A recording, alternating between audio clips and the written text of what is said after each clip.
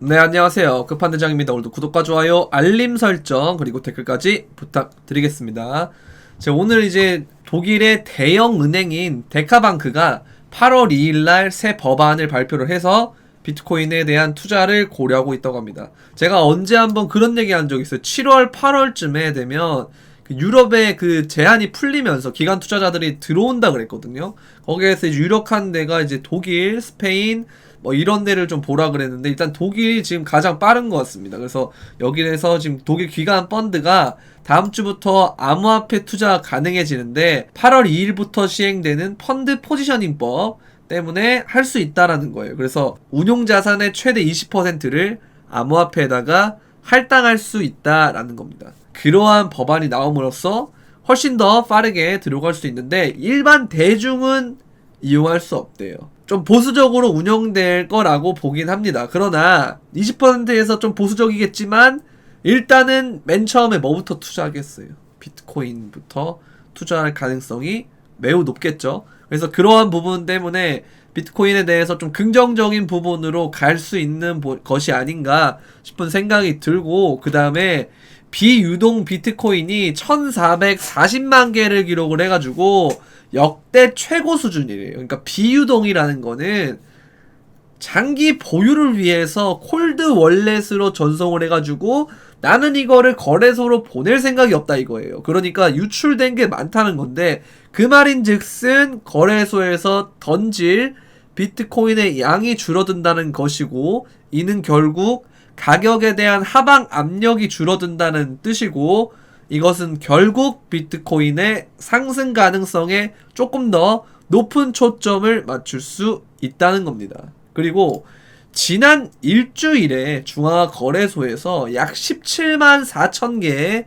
비트코인이 유출됐다는 거예요. 외부로 이체된 거. 이게 아까 전에 말씀드렸던 비유동 비트코인과 같은 맥락인 거예요.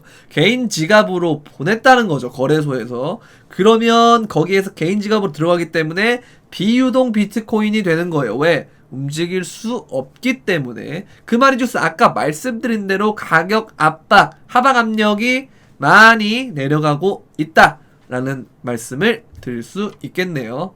자, 그리고 판테라 캐피털 창업자가 비트코인은 10년 뒤에 70만 달러에 도달할 수 있대요.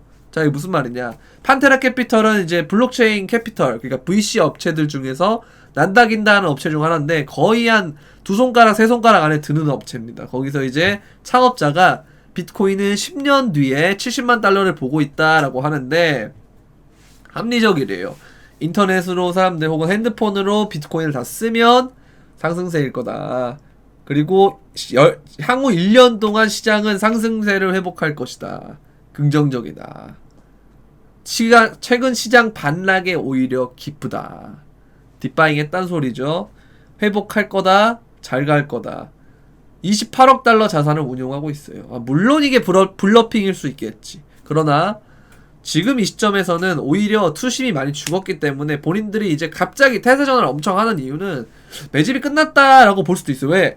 비유동 비트코인이 많아졌으니까. 유출이 많아지니까. 이건 본인들이 매집을 했다는 소리도 될 수 있거든요. 왜냐면 개미들은 다 물려있는 시점이고 투심은 없어지고 공포지수는 올라가고 개인들은 빠져나가는데, 어디서 자꾸 비트코인을 매입해가지고 바깥으로 보낸다는 건 누군가는 들어오고 누군가는 샀다는 거겠죠. 누군가는 딥바잉을 했다는 거겠죠.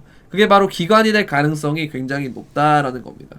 자, 그러면 이걸 바탕으로 비트코인의 차트와 그 다음에 이제 업비트를 한번 보면서 장세를 한번 파악을 해보겠습니다. 자, 비트코인을 보시면 제가 이제 말씀드렸던 건 뭐냐면 요렇게 이제 차트가 그려지면 보통 차트상으로는 이러한 모양이 나오면요, 보통은 하락의 가능성이 높아요. 이렇게 이제 되면은.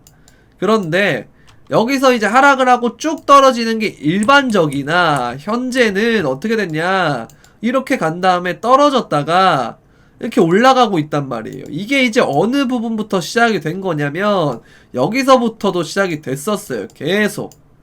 자, 이게 근데 지금 4시간 봉에서 이걸 만들어졌는데 여기에서 쭉쭉쭉쭉 올릴 때는 어떻게 올렸냐면 1시간 봉, 그 다음에 뭐 15분봉, 그 다음에 5분봉 이렇게 해가지고 이 상태에서 이러한 모양을 그려가지고 이탈하면서 얼마 안 떨어지고 올라가는 그림을 계속 만들었거든요. 그럼 여기서도 4시간 봉상으로 이러한 무빙을 만들어서 올렸으면 이건 추가적인 상승이 나올 가능성이 있다는 소리예요. 그래서 숏은 굉장히 보수적으로 쳐야 된다라고 생각을 하고요. 그래서 결론은 어떻게 되느냐, 어떻게 대응해야 되는데요, 그래서 라고 물어볼 수 있기 때문에 제가 말씀을 드리면, 짜잔, 자 어떻게 이게 나오느냐, 이걸 이제 일봉으로 한번 바꿔볼게요. 일봉으로 한번 바꿔보겠습니다. 자, 일봉으로 바꾸게 되면 어떻게 되느냐, 바로 여기 보시면은 몸통 구간이 이렇게 나와요. 몸통 구간과 그리고 꼬리 가장 윗부분을 하면 이렇게 박스권이 만들어지는데, 이렇게 윗부분을 하면, 자 그러면 이게 어떻게 되냐면 바로 박스권 매물대가 되는 거예요. 박스권이 되기 때문에, 자 그러면 이거를 여러분들 직관적으로 한번 볼게요. 직관적으로, 다른 거 필요 없이 한번 직관적으로 해서 한번 보겠습니다. 직관적으로. 자 이렇게 끊으면 어떻게 되냐면, 여러분들 보세요. 요렇게 하나 바닥, 요렇게 하나 또 바닥, 요렇게 하나 또 바닥에 대한, 이걸 넥라인이라 그래요. 역헤드 숄더 같은 거 할 때도 이 구간을 넥라인이라 그래요. 목에 해당된다 그래서 넥라인이라 그러는데, 요 강력한 저항대를 얘가 뚫고 지금 리테스트를 하고 있어요. 이렇게 이 저항선을 뚫고 올라가서 리테스트를 하는 상황이라고 볼 수도 있거든요. 자 그럼 어떻게 되느냐, 우리가 잘 생각을 해보면, 뭐 다른 많은 이론들 다 빼고서라도 여기가 리테스트를 하는 구간이면, 이 리테스트만 성공을 하면 상방에 대해서 한 번 더 갈 수 있겠죠. 그러면 기준점을 어떻게 잡아야겠어요? 이렇게 박스권을 두고 여기에 대해서 돌파를 하면 롱을 치고 혹은 현물을 매수하고 하는 쪽으로 하되, 이 구간이 빠지면 큰 조정이 올 수 있기 때문에 35,000, 36,000 뭐 이 정도까지 조정을 기대할 수 있기 때문에, 왜? 이 구간에 대해서 리테스트를 하는 개념으로 볼 수 있기 때문에. 그러면 여기가 어디예요? 약 41,800, 뭐 조금 더 보수적으로 보면 41,600 정도 이 구간을 기준점으로 잡고 여기에 대해서 이탈을 하면 우리는 들고 있던 현물을 정리하는 쪽으로 하면 좋을 것 같습니다. 근데 여기가 이탈을 하지 않고 박스권이 이렇게 나올 수 있어요. 그럼 어떻게 되느냐, 준 메이저가 갈 확률이 높습니다. 왜? 준 메이저가 뭐냐면 어떻게 보는지 보여드릴게요. 제가 리스트 뽑아 드리겠습니다. 준 메이저로 갈 확률 높은 친구들 한번 볼게요. 테조스, 이더리움 클래식, 그 다음에 도지코인, 그 다음에 오미세고, 그 다음에 제로엑스도 얼마 안 올랐을 거예요. 제로엑스 이런 애들. 그리고 또 한번 보면, 글쎄 한번 볼게요. 천천히 한번 봅시다. 뭐 온톨로지도 어느 정도 해당이 될 수 있겠죠. 얘가 이제 근데 쏘기는 했는데, 그 다음에 퀀텀, 뭐 이런 애들 보시면 좋을 것 같아요. 이런 애들 보면 아직 덜 쏜 애들이 많습니다. 이런 애들이 보통 준 메이저예요. 잡코일 때 안 쏘고 메이저라고 보기엔 좀 애매한 친구들이 좀 준 메이저인데, 이런 애들을 좀 잘 보시면 좋을 것 같아요. 차트 보니까 괜찮았더라고요. 보니까 이런 애들이 이제 박스권을 그리면 갈 확률이 높고, 여기서 만약에 뚫고 간다 그러면 비트코인은 이 48,000, 뭐 46,000, 그다음 뭐 5만 이 구간까지 다이렉트로 직행할 수 있어요. 그렇기 때문에 어떻게 되느냐, 비트코인 이름 달고 있는 형제 있죠. 비트 형제들. 자, 비트 형제가 뭐예요? 자, 이름 순으로 한번 볼게요, 여러분들. 이름 순으로 간단하게 이름 순으로 한번 볼게요. 이름 순으로 한번 볼게요. 자, 이름 순으로 한번 보면 여기다 비트코인을 칩니다. 비트코인. 그럼 비트코인 캐시 ABC, 비트코인 골드, 비트코인 SV, 비트코인 캐시, 이렇게 비트코인 형제들이고, 그 다음에 이더리움까지 하면 비트코인, 이더리움, 비트코인 형제, 얘네들이 잘 갈 확률이 높겠다.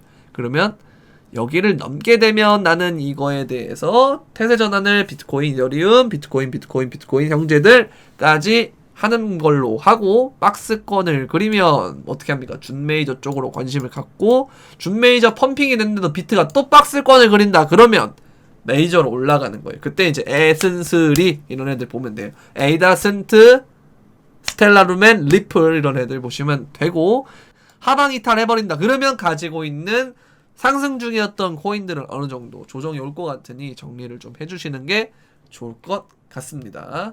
기나긴 하락 어느 정도 끝나갑니다. 저는 이제 솔직히 어느 정도 상승장이라고 거의 두고 매매를 하고 있어요. 그러나 상승장에서도 조정은 있습니다. 왜? 급등하는 만큼 단기적인 급락이 있기 때문에 이러한 소나기들이 많이 올 수 있어요. 그 소나기들을 조심하면서 살살살살 해가시면 잘 수익이 낼 수 있지 않을까라는 생각이 들어요. 그래서 이런 부분들을 조금 저도 부지런히 올리면서 여러분들한테 많이 알려줄 수 있도록 하게 빠르게 브리핑을 받고 싶으시다면 영상 하단 부분에 텔레그램 주소 있기 때문에 텔레그램 주소 구독을 하시면 빠르게 제가 실시간으로 어떤 관점이 생길 때마다 알려드리는 편이니 이런 거를 이용해 주시면 감사하겠습니다. 도움이 되셨다면 구독과 좋아요, 알림 설정 그리고 댓글까지 부탁드리면서 그럼 안녕.